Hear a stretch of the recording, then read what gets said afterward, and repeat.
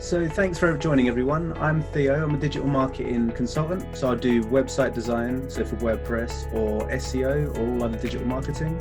And over lockdown, we're offering 1 free hour per week just to go, it's like a marketing clinic, to look at anything you can do to improve your business, anything you'd like to try in the future.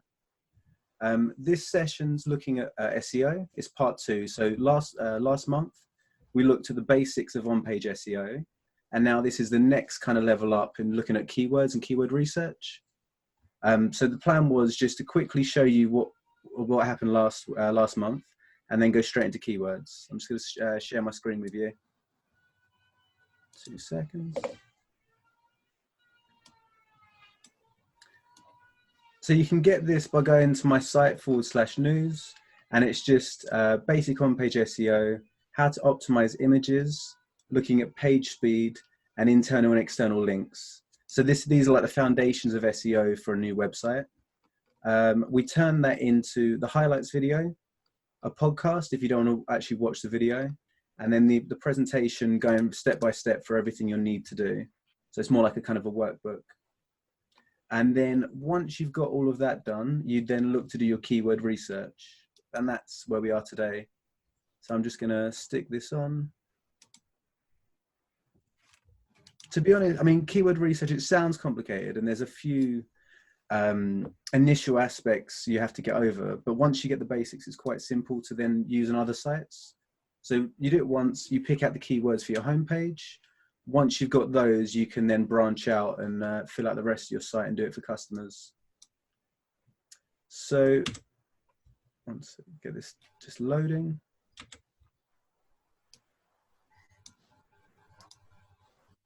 So really, what are keywords? So keywords is simply a search term that we use on Google. So if you go into Google and you type in, I don't know, how to fix my computer or how to do digital marketing, they're actually either a keyword or a key phrase. And then Google would scrape all the websites in the world, find all the cases of that word, and then rank those websites. So my site's got digital marketing. It would rank me according to how accurate it is, how detailed it is, and it would basically tell users about my website. There's a lot of other aspects that come into it, which we covered obviously in the last week, and there's also another event coming up in 1 month to go through the advanced features. Keyword research is basically finding out how important the words are and which ones you should include in your website. So marketing sounds great, but there's probably hundreds of other ones I could also include. And then you've got to weigh up the tools you can use to find that. Some of them charge, some of them don't. So we'll be looking at Google Keyword Planner, Google Trends, and my favorite, Neil Patel. So in summary, a keyword is just the words on your site that drive people to go to your site.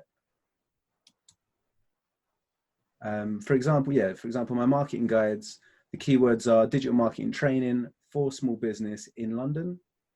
I looked at what people like yourselves were asking, and it was kind of, how do I get to page 1 on Google? What does SEO mean? Which website builder should I use? WordPress versus Wix? How to find new business on LinkedIn? So I then take those words, add them to my site, and create content around them. The biggest part of SEO is creating content. Unfortunately, we all have to do blogs. We all, to get free traffic, we all have to create content. But the keyword planners basically going to make it effective and know and tell you what words to include. One very important tip is every page should have unique keywords. So each page on your site should be kind of unique so each of my guides has one focus keyword. But a long tail keyword is where you're actually going to get some results from it. So you have kind of head keywords, which are like technology, car, mobile, very generic, could mean ambiguous kind of terms, but you're never going to rank for mobile phone. You have to be very specific and use a term that people are searching for, something that's relevant for your business. So for me, I'm an Elementor Pro website designer based in Ealing. So you can see the software that I use, the service that I provide, and the location all inside that one key phrase.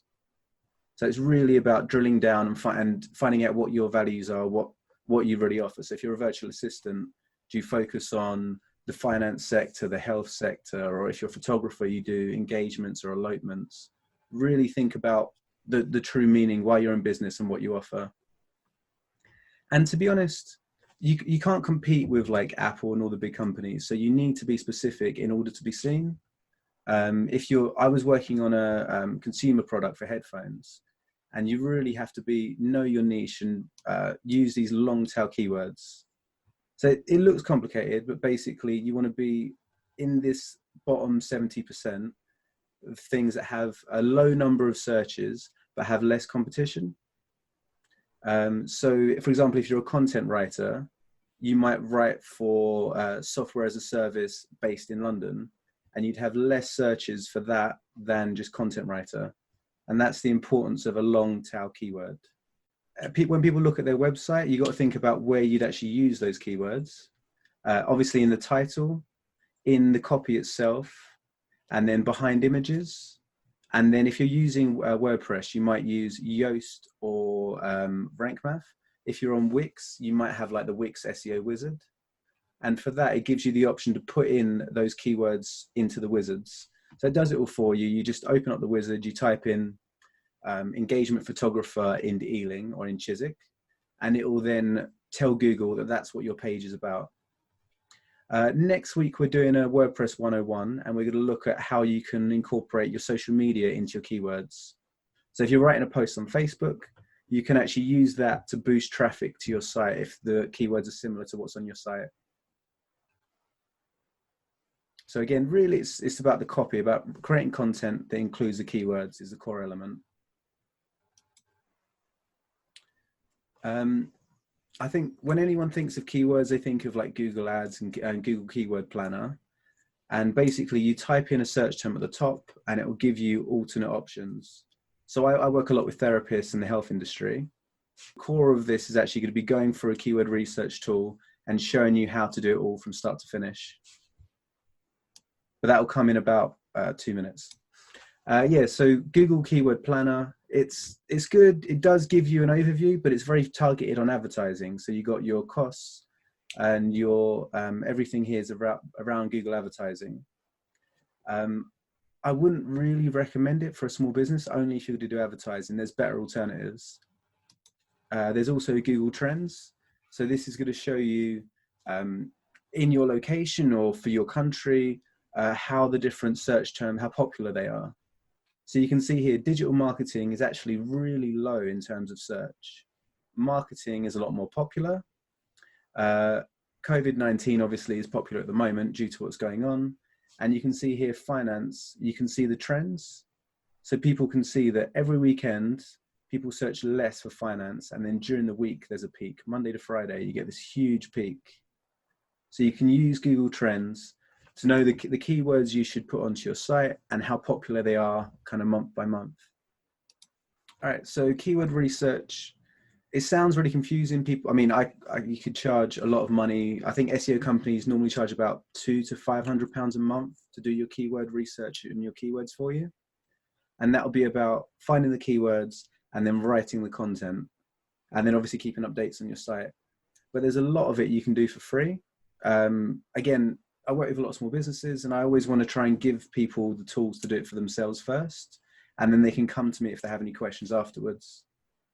So Neil Patel is like a marketing expert based in America. And his whole kind of drive is around giving out free content. So he's created a keyword research tool that I love. It's really user-friendly, really quick and easy. But there's just a few things you have to get your head around first. I'm not affiliated to it. And I'll send you out a link to a guide to go into more detail of how to use this. But basically, if you're creating your site, you use this keyword research planner, and then you just start writing your copy, and that's it. You don't have to use Google. You don't have to use any other tools. Just moving the dashboard across. Again, you can ignore everything that's on the right-hand side. What you would start by doing is just typing in a keyword on the top left-hand corner here in this box. You would select your location. I'd recommend obviously going for UK unless you're targeting America, China, etc. And then it's going to give you all of the possible keywords you could use. like, so basically from top to bottom, these are the options that they recommend. So they give, I say small business digital marketing, and there's all of these synonyms, all these things that are being ranked for. And then the only thing you need to know really is the volume. So how often these searches are appearing. Ignore the middle two. And then search engine difficulty is how difficult it is to rank for these. So in this case, the lower the better. So if you want to be found for photography or content writing, you don't want to be going up against the big competitors. You want to find words that you can actually be found for. So I suggest maybe 25 and below. So you can see here these 24, 34. I'd focus on some of these to start with. And again, the CPC and the PD is related to advertising, and you can forget that for now. And then I'll go into more detail in a second. So there's 5 types of keywords. So you've got your suggestions. So the ones that they say are similar to your keyword. Related terms. So if you're looking at marketing, it might be finance, or it might be something associated with your business. Questions, because everyone, when someone types in a Google search, they'll say, how do I do SEO? How do I take the perfect photo? Whatever it is. A lot of search is around keywords based on questions. And then prepositions, sorry. This is more sales focused. This is more like closing the sale, or getting to the last stages of the customer journey. And then finally, comparisons, like which mobile's better, which camera's better, these versus top or best. I'm sure a lot of you have seen like YouTube videos of maybe the best laptop to buy or something like that. People would use top laptops or the top 10 laptops in the UK, put that on their website, and then you'd find their website because of that.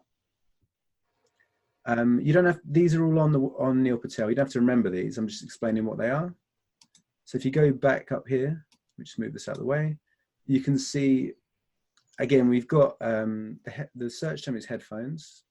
It gives you your suggestions, your related, your questions, your closing, and your comparisons, which we just went through. And then you got your volume and your SEO difficulty. And you basically just have to pick the ones that you like the look of, the ones that are relevant. So the client, they do like a wireless Bluetooth headset. So I'm trying to find the best keywords to use that aren't too difficult. You can see here 78, 91, they're impossible. It's a case of just finding the ones here that actually end up in green are the best ones to go for. Related keywords. So you can see here like wired headphones, wireless headphones, the Beats headphones. It's just words that are related to your keyword. Then you got your questions. So like which headphone for sleeping, which headphones are best for PS4, for mobile. This gives you ways to find keywords that actually answer a question.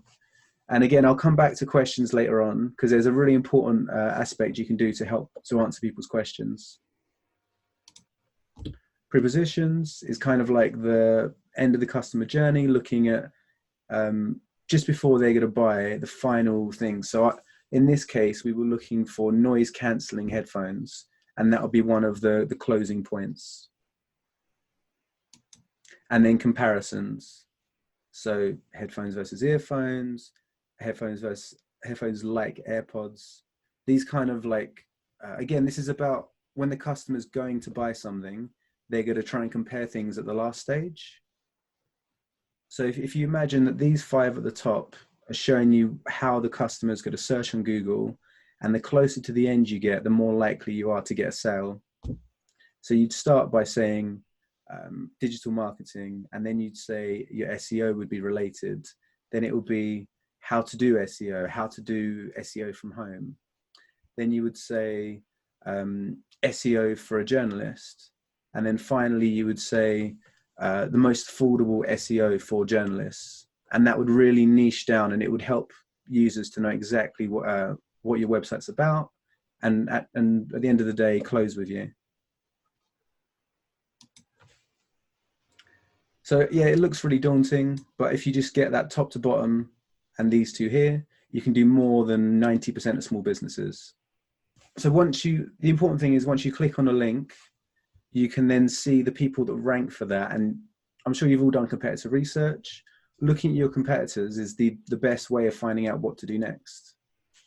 So any keyword, click on this orange button here, and it will bring out everyone that's searching in the top 10, 20. It will show you how many visits they've got, how many links they've got to their site, the quality of their domain, and how many social shares they've got. So we covered this in the last SEO one, but it's about links to the site, your social shares. It all builds up the picture of how good your website is. So that's why when I'm on Facebook or Eventbrite, I'll always link back to my site so that people can start to travel to my site and find out more. And just as I mentioned, on this side, all you have to look at is estimated monthly visits, the higher the better. Links, the backlinks that link to this domain, again, the higher the better. The domain score is the rating out of 100. Most of you would probably have a domain score of 0 to 10, because above 10 would be quite an established site. Amazon, for example, has a domain score of 94, which is just incredible. But then you can see like Sony, Skullcandy go a bit lower. So you can work out how much authority that site has.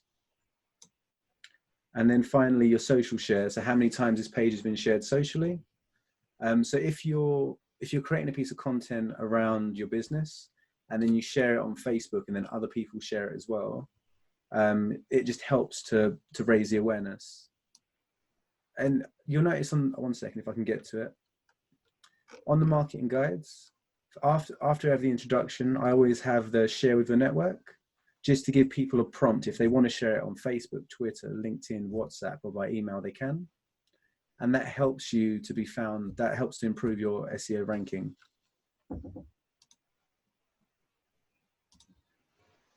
Just 2 seconds.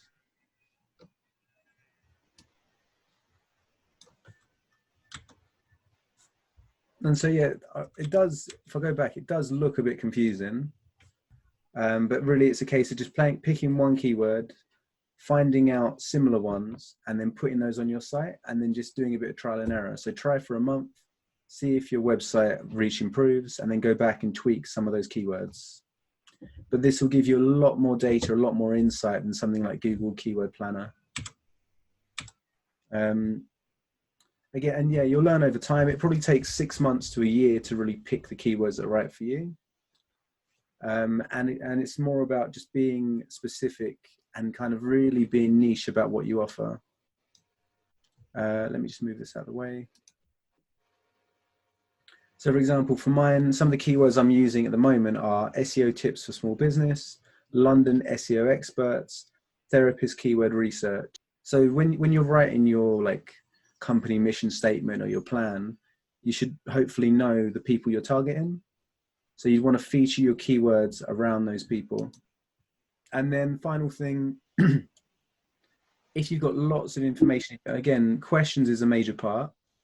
So you'll see on most major websites, FAQ page. And this is a good opportunity to have all of the questions from Google and answer them clearly and make them related to your company. So whereas you should, on other pages, focus one keyword or one theme per page, the FAQ page is a way for you to have all your information, all your cards on the table, and go into more detail. So you could look at your delivery, your returns, your customer service processes, but then you could also look at the way, like tips and advice. So I'm going to do one at the moment on how to set up a website for a small business, how to do your marketing, how to do your SEO, and I'm going to feature that in an FAQ page. And again, you can do some general questions and make them SEO focused. You can also use Neil Patel to find the questions that people are asking and use Google Trends to find out exactly what people want to know about. And also Quora, Quoara. Although there's a lot of trash on there, but you can see the most popular questions about certain topics. So if you're an estate agent and you want to put up an FAQ page, you can go on there and you can see the kind of questions that potential buyers are asking and create content about that or add that on your FAQ page. And again, it's the only time you can have loads of keywords, loads of information, and not be marked down for keyword stuffing, which is basically just using too many and filling a page with keywords. The FAQ page is the only time you can actually do that. And the other thing we mentioned was compare to keywords. So for me, I'd look at other digital marketing agencies, look at the keywords that they're using on Neil Patel, and then write content about those keywords that's more detailed and more involved than theirs. So I looked at an agency in Ealing, and they were doing something on SEO and WordPress. So I went and I wrote a longer piece. I gave more detail, more free information, and then created the video and the workbook just to go the extra mile. The main thing really is to be helpful. So I know that Denise offers these networking sessions in the morning, and you want to offer free, helpful advice that encourages people to come to your site and to get involved with you. So for every website, pick a single theme for your website. Don't be a jack of all trades. Pick a niche for each page. So each page on your site should have a certain focus. Look at Google Trends to pick your buzzwords, and then use Neil Patel for your keyword research and create content around your niche keywords. One major thing is to update your content. You'll see CNET and Tech Republic, all these big companies, they'll update their content on like a monthly basis. They'll just go in, add a bit more detail, add a few lines to the bottom, and that actually pushes them up the ranking. So if you write something about the best places to do your headshots, go back in 6 months and change it depending on the season, add in new venues you've worked with. Again, creating detailed, updated content is king. And yeah, this is quite a lot. So if you do want to talk with me through it, or if you want a copy of this, if you register, you can get this to go through later on. And then we've got all the links. So again, you got your Google Trends, your Neil Patel. And if you want to go one step further, if you want to take a picture of this, you can go back and have a look at these links. But I'd start with Google Trends and Neil Patel.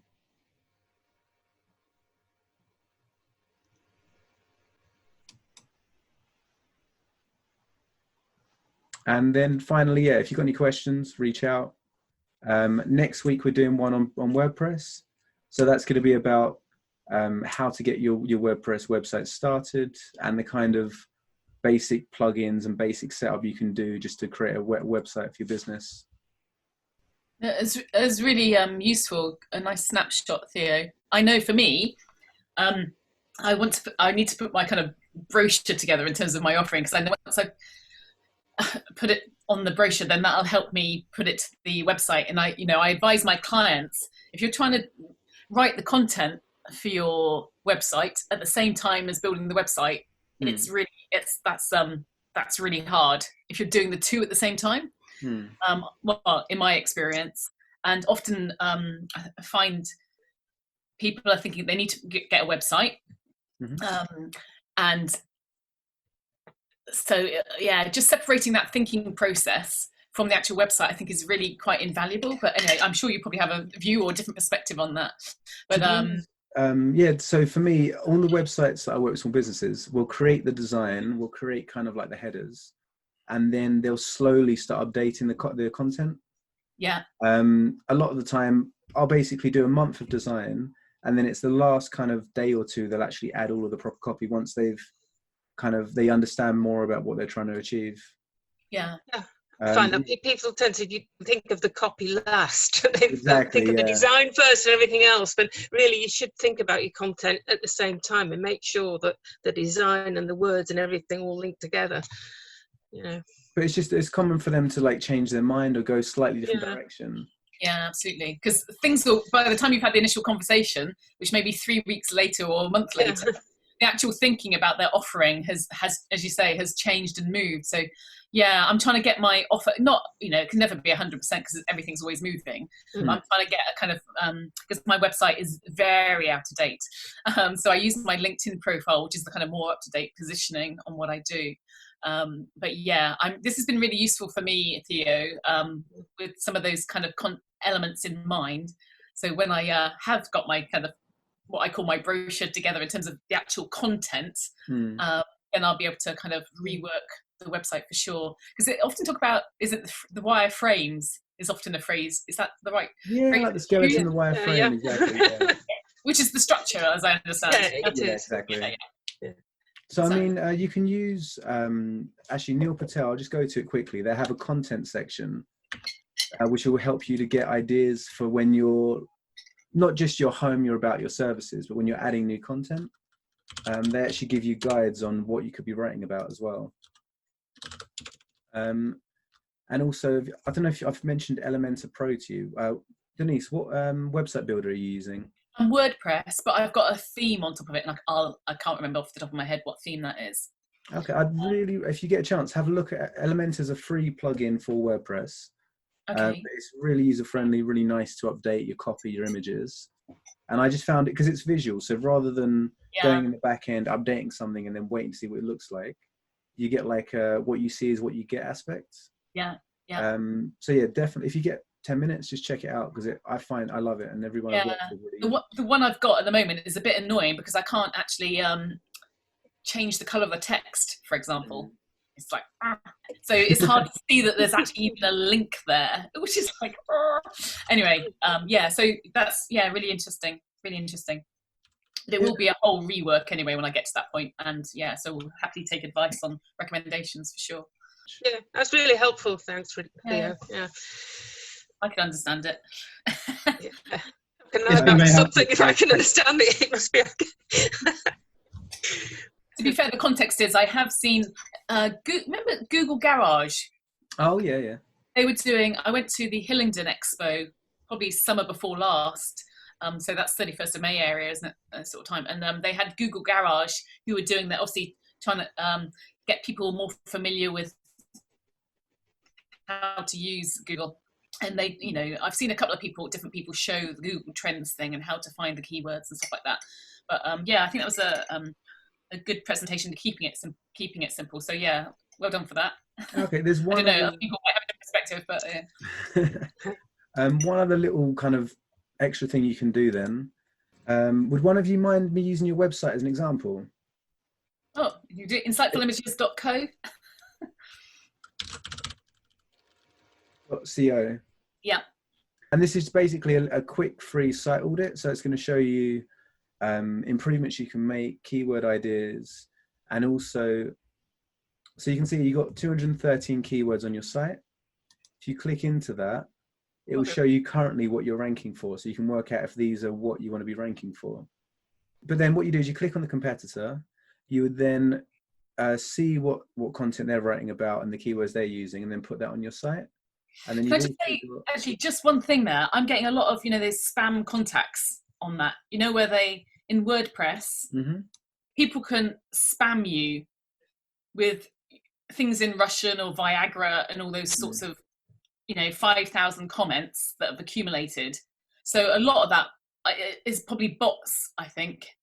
What you can do is you can set up a CDN using something like SiteGrounds, and then you can set up a recapture. Google has those click the images that likes. Oh, okay. You can get a recapture version for free on your WordPress website. It's a plugin.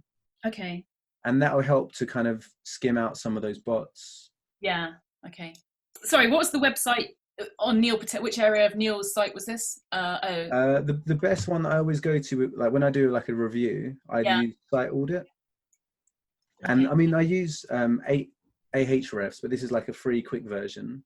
Yeah. And that will show you any SEO improvements you can make, and then the backlinks, the links that you can use to get more traffic to your site. Yeah. You've got obviously keywords, which we've covered. Top pages shows the most popular pages of a competitor's website. Yeah. Overview is looking at what traffic is going to your site or competitor's site and where it's coming from. Yeah. Content, keyword ideas, content ideas. Again, that's looking at how to improve your site by creating more detailed content. Yeah. I actually use it to think of some ideas for new guides I'm going to send out. Yeah. And that's it. And yes, it's all free. I mean, he does push you. There is a pricing plan, but for everything you use it for as a small business, you can do it for free. Okay. Did you actually? That's going to take ages. Yeah, I'll have to do that later, sorry, but I would Yeah, no worries. recommend just going there, doing the site audit. And if you guys have any questions, just send me like a screenshot and I can help you Yeah. know which ones to do. The other one that we covered last time, not page, is just to really get an idea of how fast your site is loading. So go to Google PageSpeed Insights, just type in your domain, and then it will give you a rating, a percentile out of 100. So that's really important to know how fast or how slow your site is when it's loading. Basically, if you've got an amazing site, but it's really slow, Google's not going to rank you because they're going to think it's a terrible user experience. So this, even if you're doing all the best content, this can really hurt your site. Hold on. So you can see here at the 90th percentile on desktop, 50 on mobile, and then it shows you exactly how things load on your site. Yeah. So yeah, just Google PageSpeed Insights for that one. Do you have to create, I've got a question from Sana. Just to create a sitemap for your site in order for Google to be able to find your site and crawl for keywords. Sana, next month we're doing one on, it's going to be the Google Site Kit. So that's looking at Google Search Console, Google Analytics, and Google Webmaster Tools. You do have to create a sitemap, and you also have to push your sitemap to Google. But that's going to be, hold on, Friday the 10th of July at 12 o'clock. We'll go through that in detail. Cool. Anything else at all before we close? Possibly the backlinks. I know, I mean, that seems to be almost adding some code in, type, you know, a link with a bit of code. Or I just, yeah. It's not cool. So a backlink is a link, somewhere that links to your site. Yeah. So if you work with a partner, so I work with like Genie and a few local businesses, and they would link to my site and say, "Oh, Theo designed my website," or "Theo's done an event," and that would be a backlink. If you just have a link on Facebook or Google or something, it wouldn't count as a backlink. It would be a non-referring backlink. So these have to be genuine partnerships that you make, not just listing yourself somewhere. So I've put, I think, I can't remember where, but so on my website, I've kind of put people's web link in. Does that have to be anywhere specific, or? You'd have to, sorry, which theme were you using? I can't remember off the top of my head. Basically, you have to create the link on a relevant page that again, it's all about the user experience. So Google will crawl your site, and it's got algorithms. Yes. You can tell if you're doing it in a logical way. Yeah. If you'll say have a page for your partners, and that you have the link, then it would basically give them a backlink. So it would be the person who's the traffic is directed to who gets the rewards. Okay. Actually, I think so like, for example, somebody who's, if I've used one of their images on a particular blog, I had a photograph that I was using, and in that date, you know, in the data, where the fields where you could put the alt text. Alt text and stuff. That's very important. So I put I think I put their website, for example, in there. Is that not a logical place to put it? Or yeah, no, no, not in the alt text. The alt text should describe what the image is. Yeah, okay. So Google basically doesn't see images; it just sees the text. You would underneath the image put caption, "Thank you from Bedford Festival" with a link. But again, that wouldn't benefit you. That would only benefit them. Yeah, exactly. Okay, and you don't want people necessarily clicking off your site. That's the thing, isn't it? If you put a link. Yeah, when you create a link, you have a new window or same window. So whenever you add any external link, you'd always put open in new window. Okay. Yeah. So I get that. Cool. Thank you. So Theo, thanks very much for your time. I'm going to be in touch with you next week as I go down this road of building this website. I haven't really started the process. We're starting it tomorrow. So I'm sure I'm going to have lots of questions, and I'll be in touch with you. Sounds great. Thanks for coming, Brian. Speak to you soon. Take care, mate. Thank you very much. Bye. Have a good afternoon, everyone. Have a good weekend. And speak to you soon. Take care. Thanks a lot. Thank you. Thank you very much. That was really helpful. No worries. I I did have a website, but I've kind of let it lapse, and I've still got the domain. So I'm kind of looking at trying to get everything back up again. So I'll definitely tune in for the next month's the next month's video that you're going to do. That sounds really interesting, and I'll also probably send you an email with regards to building a website as well, just to get a bit more information on that, please. That's okay. Next Friday we're doing one on WordPress, so you can actually see how I build websites as well if you want. Yeah, I mean, I did actually have a WordPress website that I kind of tried to do myself, but it was just so, like, obviously I don't have any kind of developmental background or anything like that, and I just found it so confusing. It took so much time to kind of make any changes to the theme and the template, that I kind of just I'm very much focused on the content on the website and, you know, maintaining my blog, but I didn't, in terms of, it wasn't really set up the way I wanted it to be set up, and I think it would be really helpful to have someone who actually knows what they're doing with that regard, on that side of things. Yeah, kind of I can do again like a free drop-in clinic, and then from there we can discuss what you'd want to do next. Look at software, how you want it set up and stuff. Yeah, I think so did you mention earlier that you did a previous guide on WordPress versus Wix, or I've is that something you've done? A piece of content. I will publish it, but I'm probably in a few weeks. Okay, sure. I'll keep an eye out for that. The long and short of it is, don't use Wix, just use WordPress. Okay. there's no reason, unless maybe you're a therapist and you want a weekend to create a website in a weekend.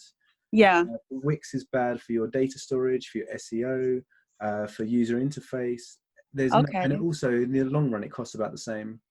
Yeah, it just seemed a little bit more easier to use. I don't know, that was just my initial impressions, but that's why Elementor Pro has the look and feel of Wix, but it's on WordPress. Okay. So for example, I could build like a base site, and then you could then go in and update all the copy, the images, the structure yourself. Oh, that sounds amazing, because I always found that when I was wanted to make any change, I always had to add in a plugin that would cost more, or I'd have to update my subscription or something, the membership plan that I was on, and I just felt like the cost started escalating. But maybe that was because I didn't know about the free kind of plugins that were available as well. So yeah, I mean, there's a lot. I mean, go through it in more detail, but there's a lot of paid ones which you can get a free alternative. Yeah. Okay. One big one for SEO is Rank Math. Okay, yeah. And that's it's better than Yoast. It's probably the best free one on WordPress. Okay, great. Thank you very much. Drop me an email. I'll speak to you soon. Okay, thanks, Theo. Bye. Julie, I know that you've been doing a lot of content and probably a lot more keywords than I have. Any feedback or any ideas? I think you're more of an expert on keywords than I am. But yeah, I mean, I do generally do what you were suggesting is, look, think of a topic and then search online to see what comes up, and then try and because I do have to incorporate keywords in a lot of the stuff that I write. I think it's about really being niche and having a variety. Like I used to say just put marketing on, and now I'm trying to be a lot more specific and location based. Because do you do mostly West London businesses, or is it kind of across the board? Yeah, local businesses, but I've also got a big client in Germany, usually. But yeah. It's just because I've done a few Australia, but I've never done ones in other languages, and I'm curious. Oh no, I don't do it. They hire me because they're a global company and they want all their communications in English. So they wanted a native English speaker to do it for them. So that's what I do. No worries. I don't think. Would you be interested in doing a bite-sized guide, a shared one on content? So looking at how to find good content and just the basics, kind of like a lead gen exercise. Mm-hmm. I'd be interested. Yeah. Yeah, because I don't know if you know Caroline Roberts. I don't know. So she did one on how to find content, and then this one might be better on how to write for your business. Yeah, we'll see. Cool. Nisha, anything before we close? No, I just actually sent you a message on the recording from your last week's presentation. Is that something that you'll be able to share? Yeah, so the highlights and everything is here. So if you put your email in there, you'll get it sent to you. Hold on one second. Sorry, where? I'm just sending it in the chat. Okay. It's on the website on that page, but you'll get it, like you get the video, the audio, and then the little presentation. Sure. Okay. And also for the next webinar that you'll be conducting, can you also send me some details on that as well? Yeah, that's WordPress 101. Okay. Are you on Facebook at all? I am, yes. So, because to be honest, these are just like a weekly. I don't get any money from these. I do these kind of for the fun of it on lockdown. Sure. So I actually market them on Facebook. I've sent you that link there. Okay. So the first one is to get the guide, and the second one is about future events. Okay. Sounds great. No worries. Thanks for coming. Thank you so much. I appreciate it. Thank you. Anytime. Bye bye. Keep well. Stay. Cheers. Bye.